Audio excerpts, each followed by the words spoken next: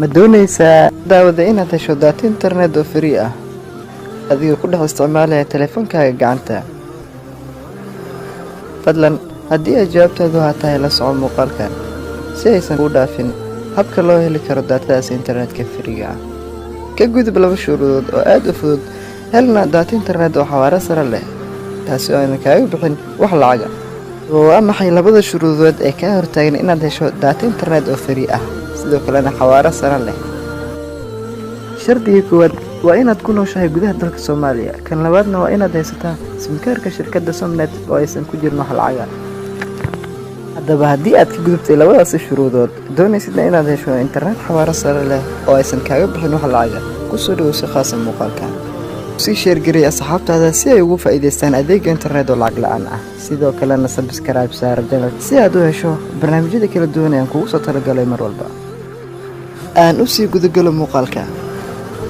Marka hore waxaan tijaabinaynaa in daatada ay ku jirto wax lacag ah maadaama ay ka mid ahayd shuruudaha ku xeeran inaad hesho adeeg internet oo lacag la'aan ah. Waxaan soo kici doonaa appka YouTube-ka anagoo tijaabin doona in daatada ay ku jirto lacag.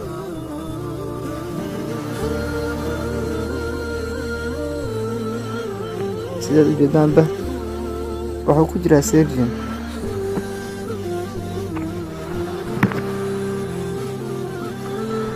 Waan iska hubinay inaysan ku jirin wax lacag ah.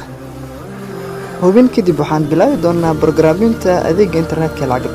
Waxaa lagu isticmaali doonaa app gooni ah loogu talagalay in lagu programmiyo. Waxaa idin soo dhigi doonaa qaybta description-ka aad ka soo dejisan karto Play Store-ka. Hadda ayaan furayaa appka loogu talagalay in lagu isticmaalo.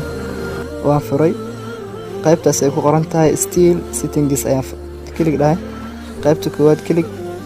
Halkan dhexe ayaad klik leedahay. Qaybta waxaad u bedeli doontaa HTTP. Sidoo kale qaybta dhexe ayaad meenaysaa.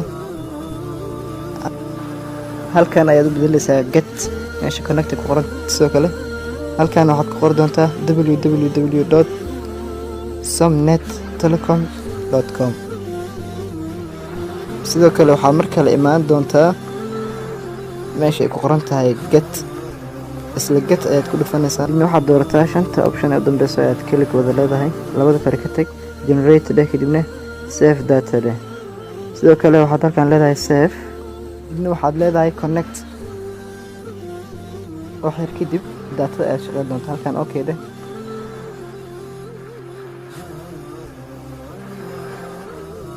isla markii soo qabatay daatada. Si aan u tijaabino waxaan ku laaban doonaa appka YouTube-ka. sidaad arkaysaanba YouTube-ka ayaa soo furay. qayb Sergin-ka si toos waxa uu qori doonaa kordhiyaha garaadka bulshada. isla markii soo qabtay muuqaal ayaan tijaabinaynaa. aan ku dhufto muuqaalka u koreeyo.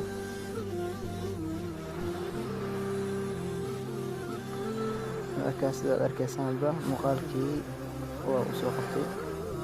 fadlan sii gaarsiiya asxaabtaada si ay u helaan adeeg internet oo free ah.